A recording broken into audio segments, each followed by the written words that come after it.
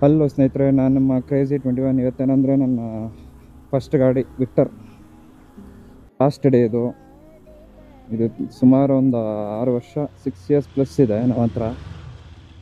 So ಇದು ಇಸ್ಕೊಂಡಿದ್ದಂಥ reason ನಮ್ಮಮ್ಮ drop ಮಾಡೋಕ್ಕೆ, ಪಿಕಪ್ ಮಾಡೋಕ್ಕೆ ಅಂತ ಇಸ್ಕೊಂಡಿದ್ದು ಗಾಡಿ ಇದು. ಅದಕ್ಕೆ ತುಂಬ ಫಸ್ಟ್ ಗಾಡಿ ಬೇರೆ. ಹೆಸರು ಬಂದು ಹನಿ ಅಂತ ಇಕ್ಕಿರೋದು.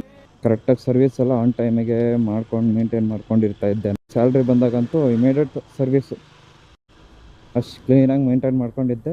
ಯಾವತ್ತೂ ಅಷ್ಟು ಈಸಿಯಾಗಿ ಕೈ ಕೊಟ್ಟಿಲ್ಲ. ಪೆಟ್ರೋಲ್ ಬಂಕಿಗೆ ತಳ್ಕೊಂಡು ಹೋಗ್ಬೇಕಾಗಿತ್ತು, ಆ ಥರ ಕೈ ಕೊಟ್ಟಿದ್ದು.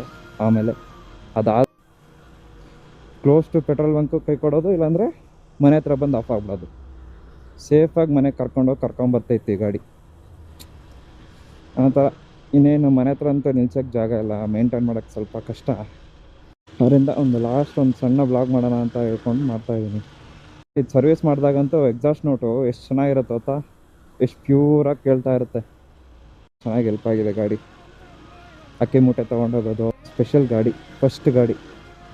ಸೆಕೆಂಡ್ ಆದಮೇಲೆ R15 ಬಂದಿದ್ದು. ತುಂಬ ಕನೆಕ್ಷನ್ ಇದೆ. ಅಷ್ಟು ಈಸಿಯಾಗಿ ಬಿಟ್ಕೊಡೋಕ್ಕೂ ಮನ್ಸು ಬರ್ತಿಲ್ಲ.